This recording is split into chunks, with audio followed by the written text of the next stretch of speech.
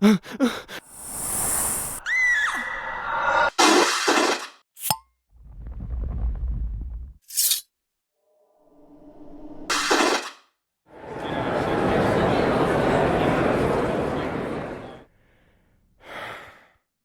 and welcome to the Supernatural Track here at Continual.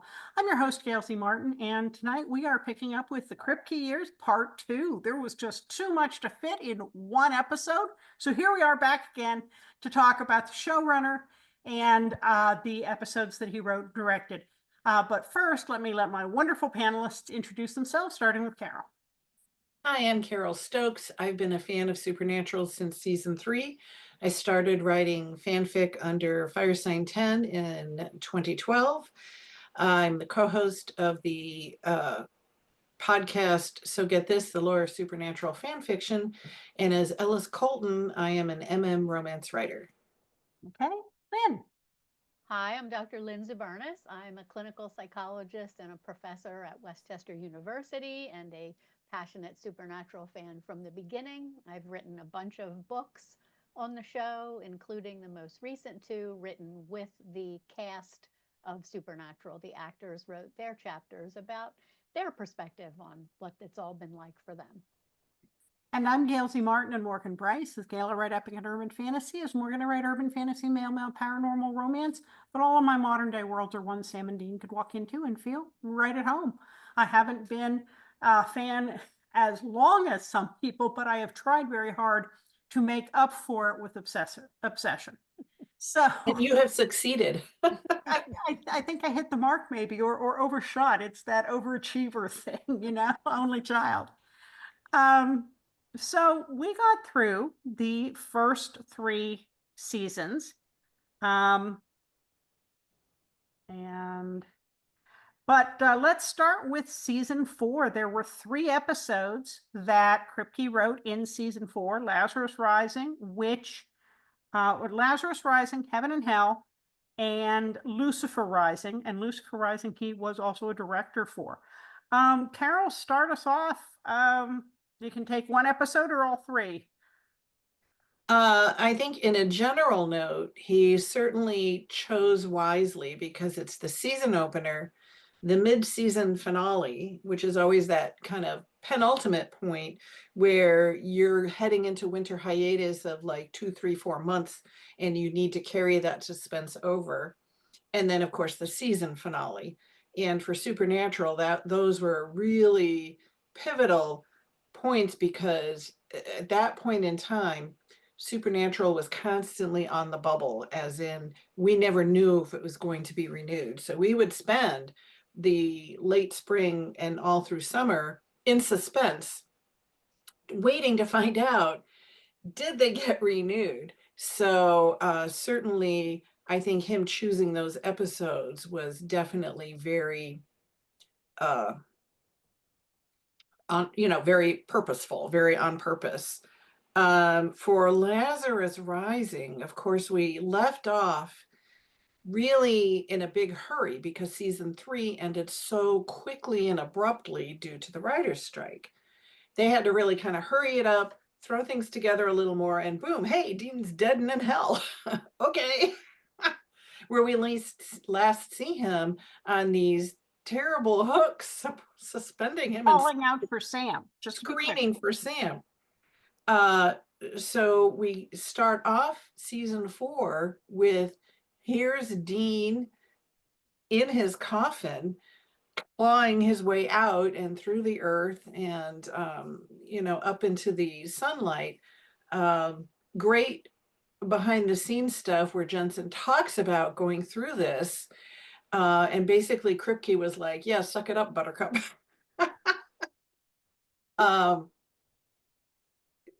So it's really a rebirthing in a really visceral sense. The earth gives birth to Dean. He claws himself out of it and back into the world. He has to back up with Bobby. He has to meet, back up with Sam. Sam's shacked up with some chick who says, are you, and he's like, and of course they're like, no, we're brothers. Uh, Ruby always knew a little more than she let on. So there was a lot going on. They had to really kind of quickly reestablish the dynamic of what is happening with the brothers, what is happening with the story arc, where they had to like so quickly, tie things up to a point where they could move on to a new season. And there's a lot of threads that Kripke had to weave together. And of course he does. I mean, this is his strength in terms of writing. He can take several complex things going on, complex relationships, complex action, and weave them into something solid where we can catch up and move on in a cohesive way and are totally invested. We're totally back into what's going to happen. What happened to Dean in hell? Who, Sam doesn't really hook up with chicks, so kind of who is this chick? But, Sam and Dean rebonding. What is happening with Hell and Lilith, and what happened with all those things? Where is all that going to go? So it's a really satisfying episode, but at the same time, launches us into the whole new arc for season 4. Okay, Lynn? Yeah, I mean, it's a pivotal episode. And I think, the Kripke years, everybody talks about how directly involved he was, how present he was in the writer's room, and how much he cared about the show and wanted to shepherd it. And I think you can see that in this season. He has the first episode and the last episode, and that mid-season episode too. Like, he really wanted to caretake those really important pivotal episodes. Um, Something that really stands out to me about Lazarus Rising is it has a lot of really memorable scenes.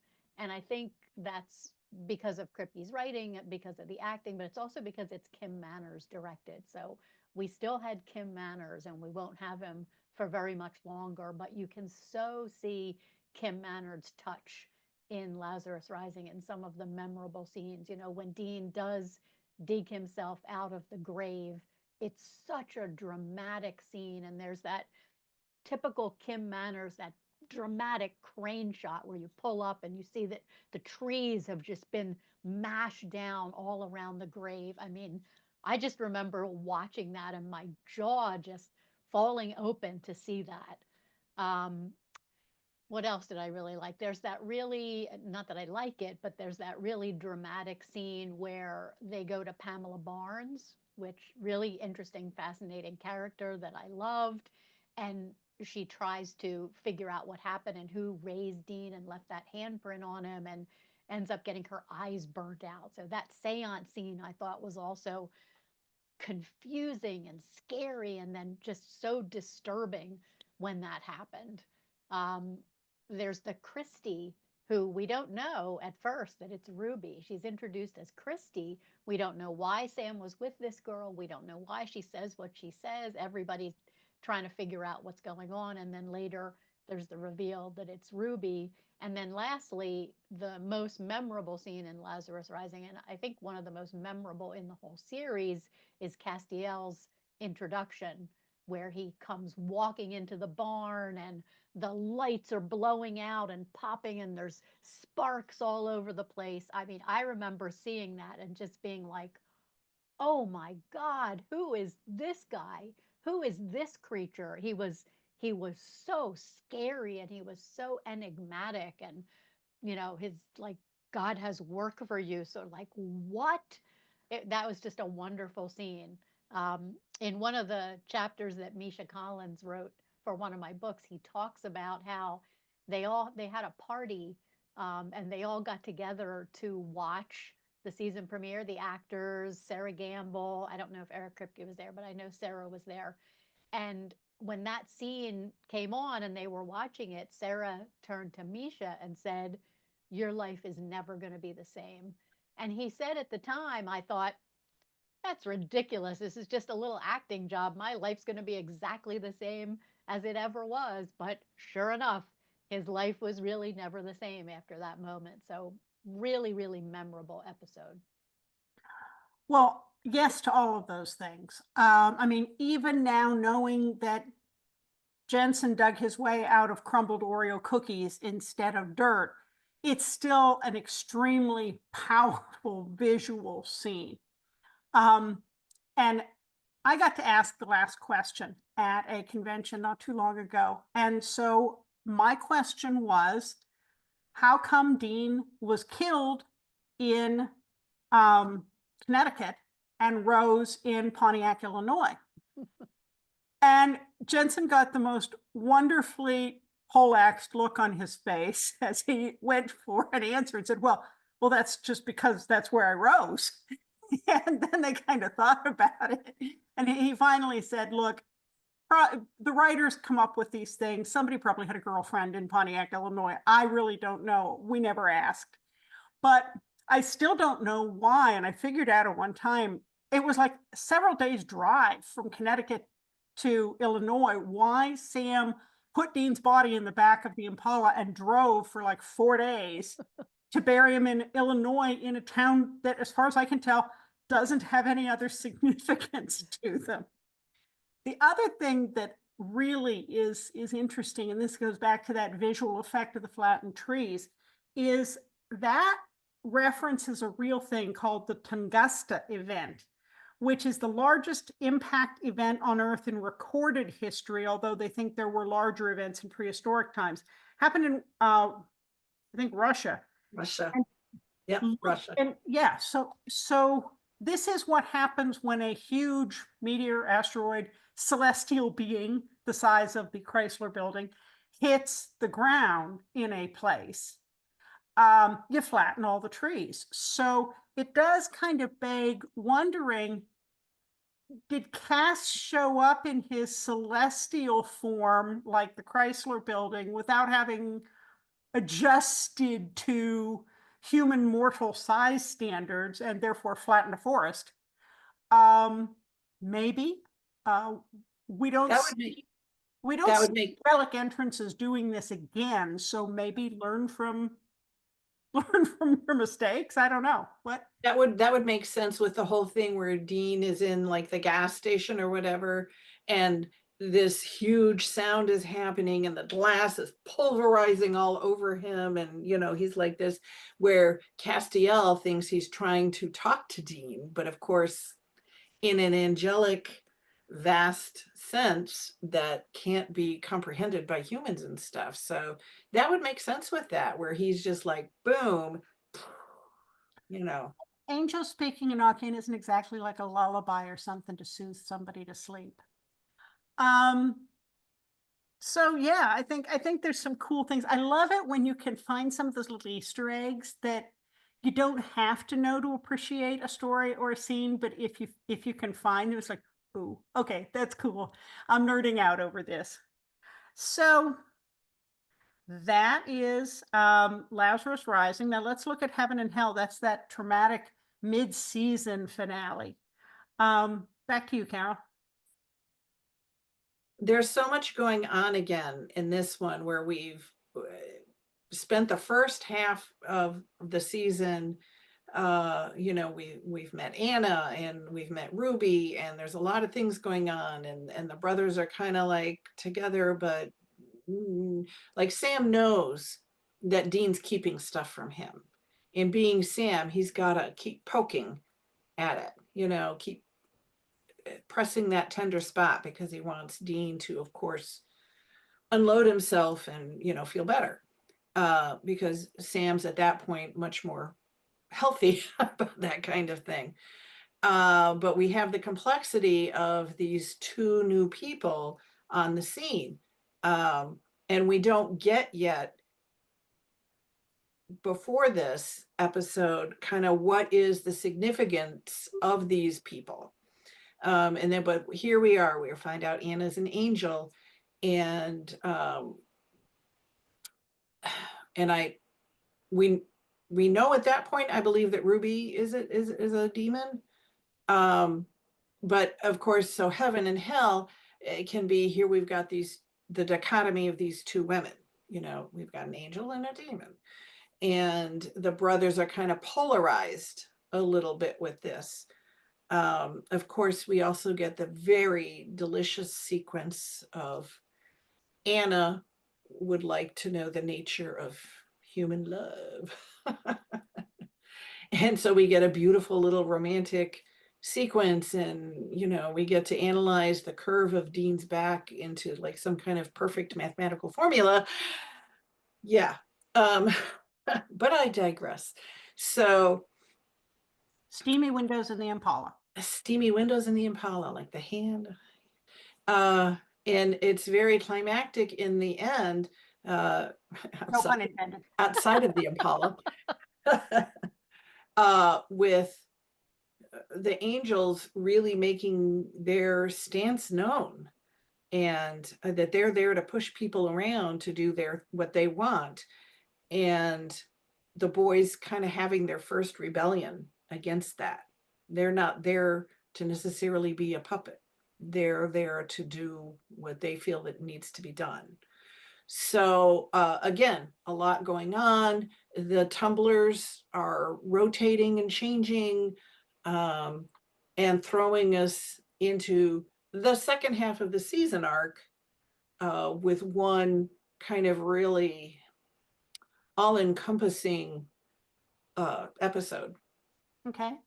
Lynn, and I'll just point out that we still have 5 episodes to go, so we're going to have to move fast. So we here. have to talk I'm fast. Okay. sorry. Okay, That's sorry. okay.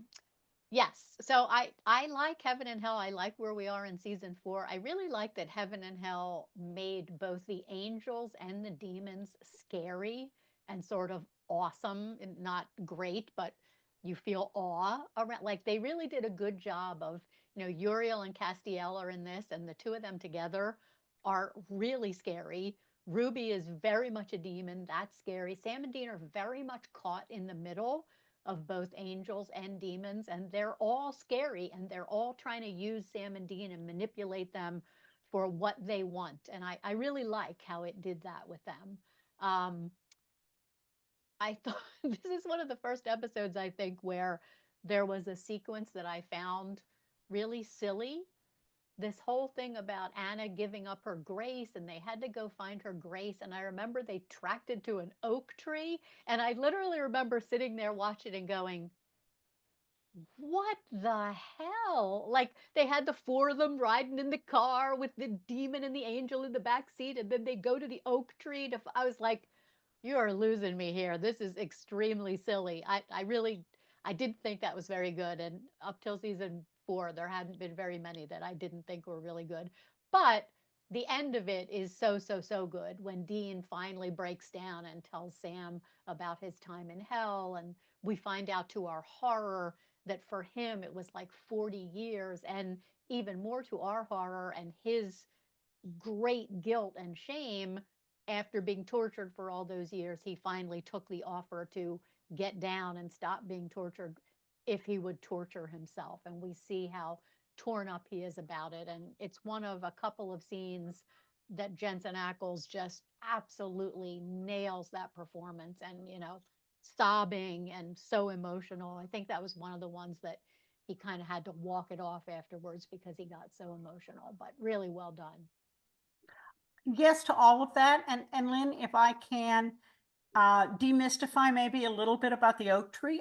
Oak trees have a deep mythic significance in a number of different traditions as being repositories for spirits. So if you were going to stuff a spirit somewhere, an oak tree is a mythologically valid choice. It's associated with a number of different gods. It was sacred to the Druids. It was sacred to Thor. It symbolized strength, courage, and steadfastness. So it's not actually as random as it sounds if you suddenly had a spiritual essence and needed to ditch it somewhere. I guess it just didn't come off very serious to me. Maybe something about them in that back seat, and they're sort of playing it for laughs, and then they all walk to the tree, and it just it just did not really work for me. Well, at least they didn't do a sing along in the car. That is true.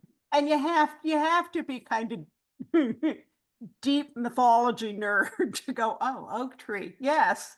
So yeah, Yeah, that's Now, not now, me. I'm not now, sure that that was very widely known in the fandom.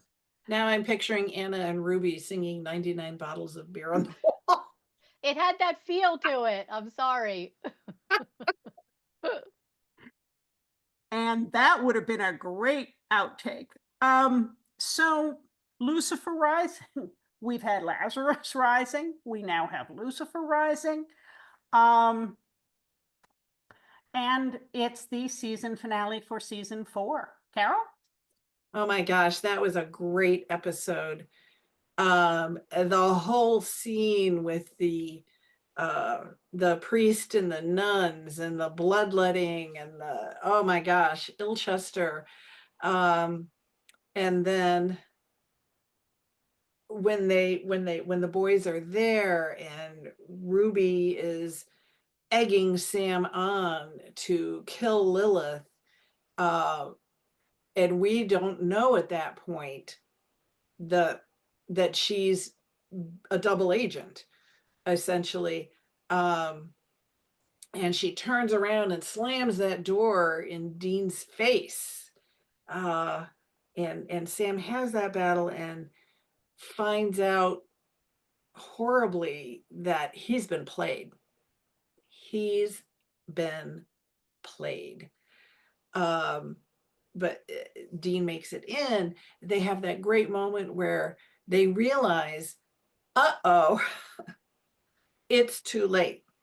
He's rising, and Sam just reaches out and grabs Dean's jacket, and they are so unified at that moment. Again, all of a sudden, that bond is reestablished, and strong. A lot of drama and excitement. We don't know what's going on, and then once we know what's going on, we don't know what's going to happen next. Oh, the excitement. And then again, cast into a summer of like, are we gonna find out what happens next? So really, he just ramps it up. Kripke just ramps it up, brings us to that edge, and leaves us gasping, for, oh my gosh, what is happening? What's going to happen next? And our heart is in our throat. Okay. Lynn? Kripke both wrote and directed this one. So this really is Kripke, Kripke, Kripke. And even this thinking back over the episode, so much happens in this episode. Like there's a whole novel playing out in this one episode. When it starts out, it comes off of the episode where Sam and Dean had that terrible knockdown drag out fight where Sam nearly strangles Dean and Dean says, if you leave, don't you ever come back?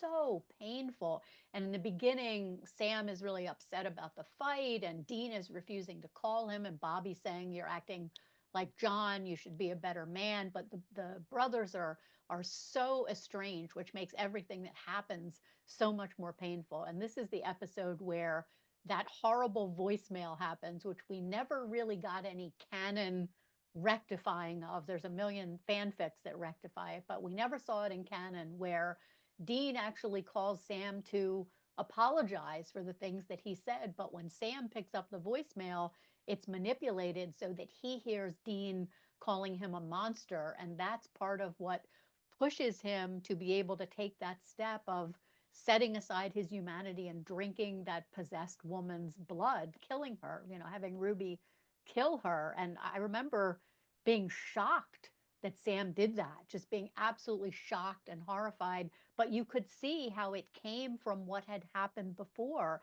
and how he ended up in that place.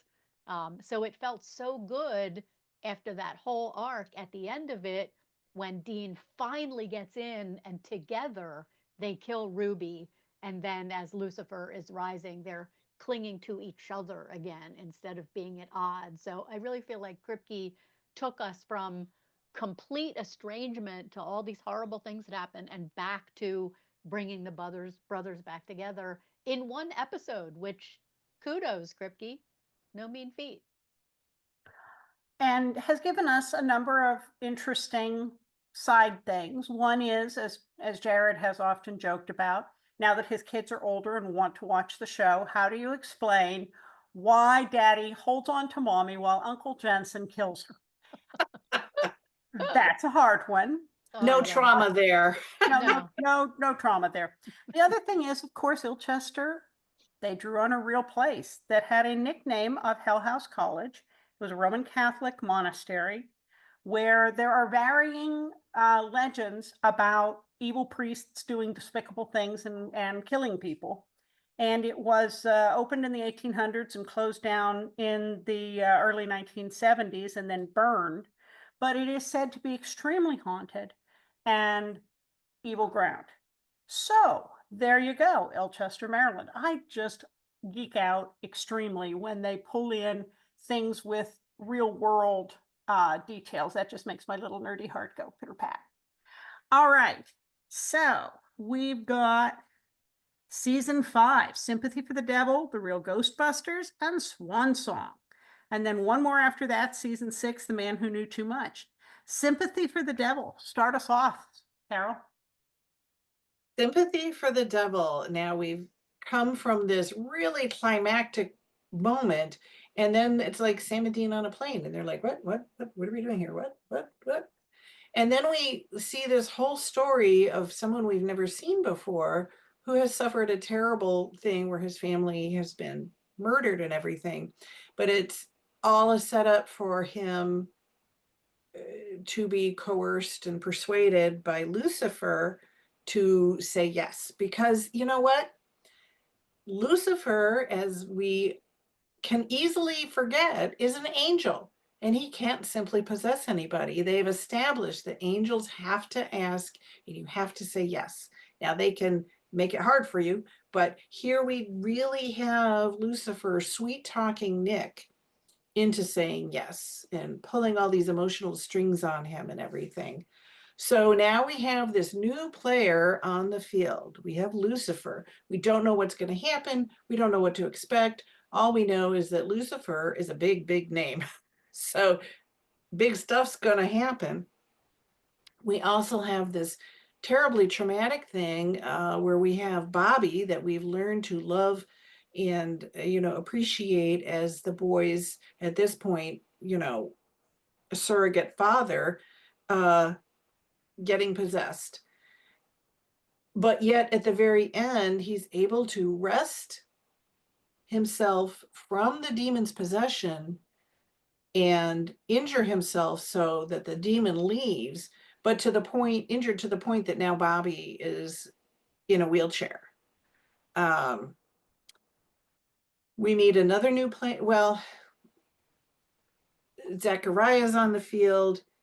We see the beautiful room for the first time. And he's pressuring Dean to say yes to Michael. And again, we have this whole paradigm of angels have to ask. Demons can just take you, but angels have to ask. And so Michael wants Dean to say yes to him. Lucifer wants Nick to say yes to him. We still have this whole heaven and hell dichotomy, but they're really ramping up the stakes now. And again, he's setting up this whole arc for what's going to happen this season. Last season, Lucifer was all theoretical. This season, he's walking, talking, and breathing on the earth. And there's going to be some poop going down. Okay, Lynn. Yes, so true. Shout out to Zachariah being a really scary, horrible, beautifully acted, brilliantly written angel. Zachariah, he's really he's pulling out all the stops to try to get Dean to say yes. And it's pretty horrible. He breaks Sam's legs and he says Bobby will never walk again. And then, Sam can't breathe. I mean, it's pretty horrible what the whole, if you got to this point in Supernatural without thinking angels were dicks and really scary, then Zachariah's really out to convince you with what he's doing by this time. And all with the demeanor of a very smarmy salesman. Yes, yes, because Kurt Fuller is just so good. He's so good. Nobody else could be Zachariah. He's just so good at it. So memorable. And the other memorable character that's introduced in this episode is Becky. Becky, the avatar for the fandom, who is a fangirl who's writing fan fiction and who is a very passionate fangirl. And this is Kripke.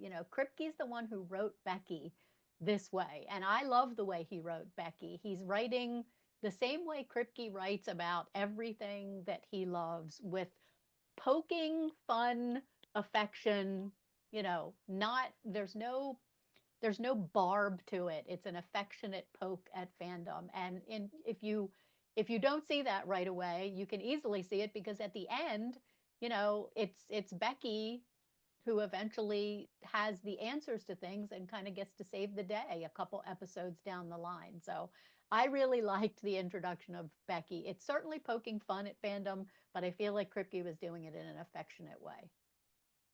Which leads us into the next episode, The Real Ghostbusters, which is the Supernatural Convention. Now, all of us have been to Supernatural conventions. We're all familiar with fan fiction. Only this one had Chuck. So God, right there, although we didn't quite know it yet. And you're right, Becky saves the day because she knows the details. And we also get the two wonderful guys who help Sam and Dean and are cosplaying as them, which is another in-joke to the fandom.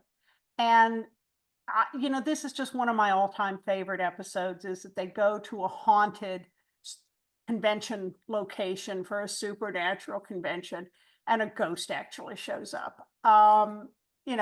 Maybe this is why they tend to favor things like Embassy Suites. Real thing. I've never heard of a haunted Embassy Suites. Carole? It's really delicious. Again, I think one of the things that is so great about the Kripke written episodes is how he can take, again, so many threads and make them all work together, because we have a case fic, it's a haunted house. We have the creepy, super creepy kids, right? We have the budding romance between Becky and Chuck. We have Sam and Dean at Meta, where they're like, A, why is this a convention about us? And B, who would want to be us? Only to have that really lovely speech at the end when the cosplay Sam and Dean are like, you're having these exciting events and a brother who would die for you. What's not to love? Why wouldn't you want that? I repair Xerox machines, and that's really wonderful. So all these things going on, a lot of humor. Kripke's so great with the humor. And we have the great German guy who's like, why do they not put the bungee cords on their gun? Or they get the girl who's portraying Letitia, what's her name? And her cell phone starts playing some kind of top 40 song, and she's like, uh-oh.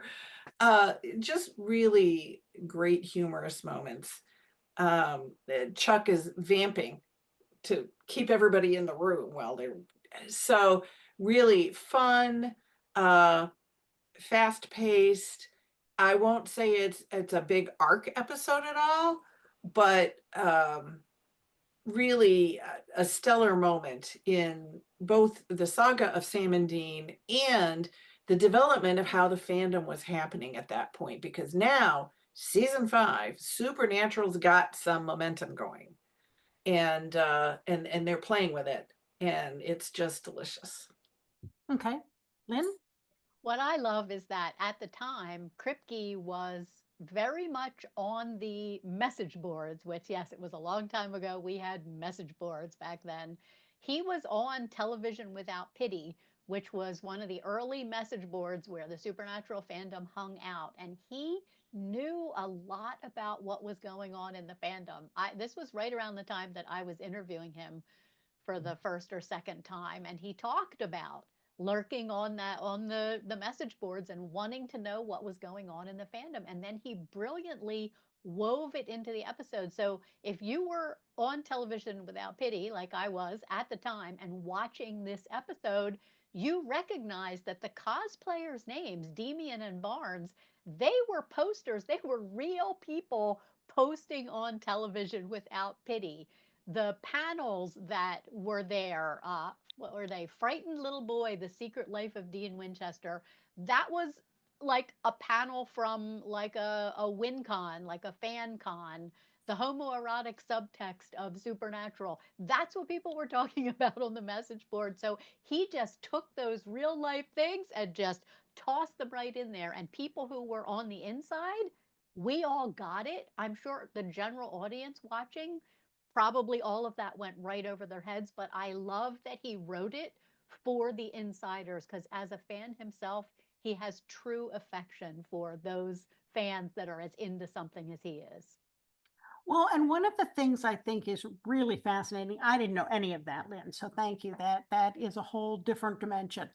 But with both the musical episode and the convention episode, we have that moment at the end when the fans reveal something to Sam and Dean about themselves, their brotherhood, their purpose that Sam and Dean hadn't seen before. Mm-hmm. So in the fan fiction musical episode, it's when you have the Carry On song applied to them. And we get the close up of their faces going, oh my God, I never saw myself and us in that song, but it's totally right. And with, pardon me, with Damian and Barnes at the end of the convention episode, like Carole was saying, dude, you saved the world. I've just got a 9-to-5 forgettable job. Who wouldn't want to be you? And again, you have that paradigm shift you can see on their faces. And I think that's another little brilliant touch of writing, because it would have been so easy to be condescending or snarky, but the fact that this is revelatory, that they're learning something from the fans, is a really nice touch. So we go from the fun of a convention to swan song. Carole? Absolutely one of my all-time favorite episodes. And I've seen it so many times and I can still tear up during it. Sam says, I'm going to do this. He is ready to cast himself into who knows what. Although actually he kind of knows what, because he knows what Dean went through. He knows Dean spent 40 years in hell. And he knows that he's condemning himself to more than that, like a lifetime, the rest of his natural life, which is like, who knows how many years. And yet he's going to do it because that's how Sammy works. And Dean is angry and Dean doesn't want to accept it. And yet Dean shows up. I mean, when he drives into Stull, that's a breathtaking moment. And, you know, when Lucifer Sam is pounding the crap out of him, and we have that brilliant montage, that's breathtaking. We see Castiel explode. We see Bobby explode. We're like, what? You know, Dean is like pulped. And there goes Sam. It's heartbreaking. But at the same time, he's saving the world. And how can you not appreciate that? I think using the Impala the way that Kripke does as the framework for all of this is just brilliant, where he talks about, hey, and the car that came off the lines and we're all ready to hear it's the Impala was not the Impala. It was some other car that nobody remembers now. But then a couple days later, this car came off, and it's the car that like saved the world. So emotional, so tightly focused. There isn't, there's no other players on the scene. There's nothing else happening. It's all zero focused. That's all happened to the episode before.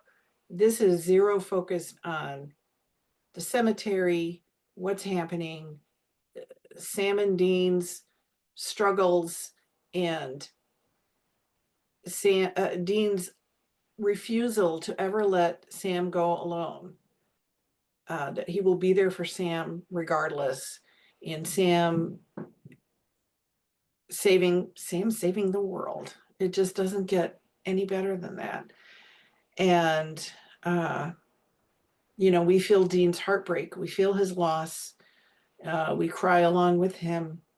It's just phenomenal. And of course, originally this was set up to possibly be the finale of the series. This was Kripke's master arc, master plan. He planned out those 5 seasons.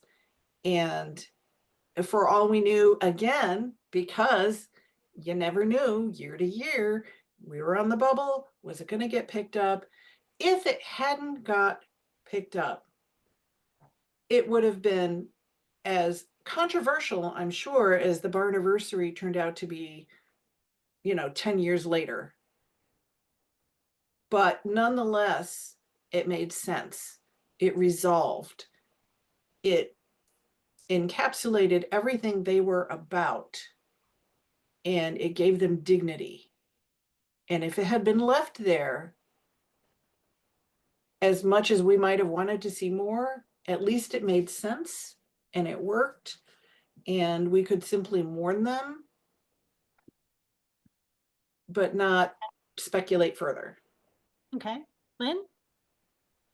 Yeah, I mean, it's epic. It's a masterpiece. There's no question. And I think it really encapsulates sort of Kripke's supernatural. Like for Kripke, this is what it was all about. Like the things that Chuck are saying are the things that Kripke is saying about his show and his characters. The important things are what the Winchesters have put into the car through the years. The army men in the ashtray, the Legos in the heating vents, the initials they carved into her. Like that is so emotional and so sentimental, and it makes such a powerful point that it's Sam and Dean's loyalty to each other and love for each other that literally saved the world. This was a test for Sam and Dean. In the end, they chose family. To Kripke, that's what the show was about, and that's what made it so powerful. And that's really punctuated by, we see Chuck near the end as he's sitting at his typewriter, and weirdly he's dressed all in white and he's not disheveled anymore. And I remember being like, what the heck is that Chuck? He looks so different. What's going on? And he says nothing really ends anyway, and then he just types the end and disappears. And I remember at the time all of us being like, huh, what does that mean? Because we didn't know. And then I remember us being, huh, again, when after we get the little montage of Dean's normal life with Lisa, we see Sam outside watching through the window. What the hell? That was a huge cliffhanger to end that season on, because there were so many theories over that hiatus about what might possibly be happening and was that really Sam, etc. So that also was brilliant because it left the fandom very invested for that whole hiatus. We couldn't wait to come back and find out what the hell was going on. Well, and I'll just add two real life caveats. One is that I've heard Jensen tell the story about how, we got to see Sam beating the living crap out of Dean in style, and he's all, battered and bruised. And apparently Jensen's real life older brother did not take that very well. And Jared just looked at him at the con and said, "Is that why he didn't talk to me for a while?" He really wanted to, he was pretty pissed about anybody messing with his little brother. So I thought that was really charming. The other thing that struck me is Dean shows up for as as far as they've known it this far, Armageddon, the end of everything at Stull, and he does it with badass attitude, rolling in with Def Leppard's Rock of Ages blaring from the Impala. I mean, if you're going to have a showdown with Lucifer, it's a great soundtrack. That was so Kripke too, so Kripke. Yeah, that was just perfect. So we have one more of his that he wrote, and that is The Man Who Knew Too Much. Carol? My favorite part of this episode is the whole Sam part. Uh, Sam's driving along, doesn't know what's going on. These things are happening. And as we come to realize, he's meeting, his wall had been broken, and he's meeting the parts of himself and having to reintegrate them. So, here's the Sam here that was soulless Sam. And here's the integral Sam. And here's the Sam who was in hell and is like really damaged. And all of these Sams have to come back together. And I just thought he portrayed that really brilliantly. And soulless Sam especially is like, he doesn't care. He has no F's to give, and he will do anything to ensure that he's the one who survives. And yet our Sam, because he is so smart, is able to fake him out and bring him back into the fold as well. So that at least we have a Sam who is all of himself. He's a little shaky, shaky on the dismount there. But when he shows up at the end where they're having, Crowley is trying to open purgatory and all of this stuff, Sam at least is there and he's himself. And we at least feel like whatever's going to happen, we have Sam back and we'll deal. So that's my whole favorite part of that episode. Okay. Lynn? Yeah, I mean, I agree. Shout out to Jared Padalecki. They've all talked about how difficult it is, and I can't even really imagine how difficult it is to portray yourself with yourself, because you're having to film one side of it with someone who obviously is not you, but then you have to put yourself in that place and think about that you're responding to the person who was you. I mean, I just think that must be so complicated. And I thought he did such a smooth job of it in this episode that you almost forgot that that was the same actor playing both of those parts. He made the different Sams so identifiably different, even as they were interacting with each other, that you saw them as different incarnations, and it was almost hard to remember, oh, that's still Jared Padalecki doing both of those things. And it also, again, gave the narrative a chance for Sam to emphasize, like, I'm not leaving my brother out there alone. Like, this again, that's what the power of the show is, according to Kripke. And every time he writes an episode, it reiterates that bond between Sam and Dean was the whole point. It's what made them able to do the incredible things that they were able to do. So I think that's what stands out for that one. And so important, especially after the end, as the end of this episode, where we had them so at odds, because Sam wasn't Sam for so many episodes. And, Dean is dealing with the fact his brother ostensibly is there, but it's not really his brother. And then gets to have him back, and they get to re-solidify that bond. Which Jensen will endlessly complain about, because I feel like it was almost as hard for Jensen Ackles as it was for Dean Winchester not to have the person who he was used to as his partner. Well, one of the things that I thought was really brilliant about this, and Lynn, you'd know the technical terminology for it, but there is a form of therapy in which you reintegrate the parts of self that you have split off to deal with trauma. So the wounded child, or maybe the part of self that you had to lock down emotions to get you through something. And it's not split personality at all. It's coming up with parts of yourself to do battle for the parts that are weaker to defend yourself. And if you've ever done that kind of therapy, watching Sam reintegrate those pieces of himself was really powerful because people really do, not quite as dramatically as on TV, but that is a psychological survival technique to split It off.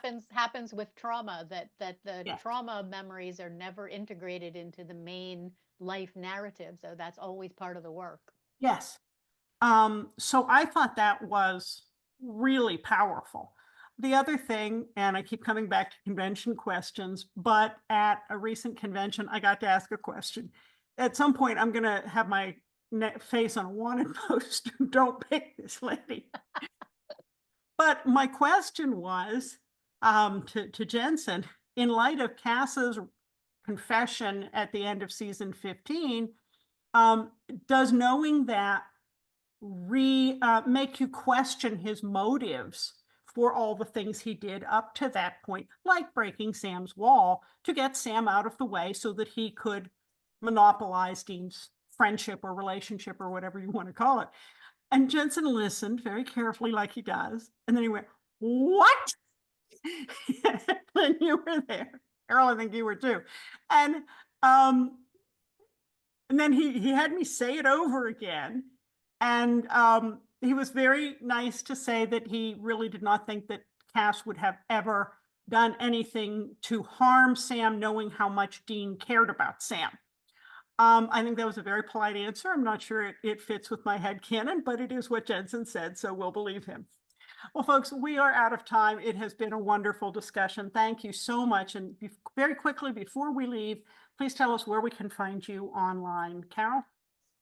You can find me on Facebook in the Continual Facebook group and the SPN TFW group that Gail runs on many, many, many continual panels. As Ellis Colton, you can also find me on Facebook, and all my social media links are at elliscolton.carrd.co. And my latest book is in fact, a paranormal mystery, The Case of Thistledown House, available now on Amazon. Okay, Lynn? You can find me on all social media at Fangasm SPN. That now includes Blue Sky, where I'm there under the same name. You can find my books, including Family Don't End with Blood and There'll Be Peace When You Are Done, that have chapters written by the actors, on Amazon, at your local bookstore, or all the information about them is at peacewhenyouaredone.com. And I'm pretty easy to find online at gailzmartin.com, morganbryce.com. If you spell those right, you'll find me on pretty much all the social media sites. And also running the Supernatural TFWNC group, which is a fan group on Facebook, as well as here on Continual. So thank you both so much for a fantastic panel.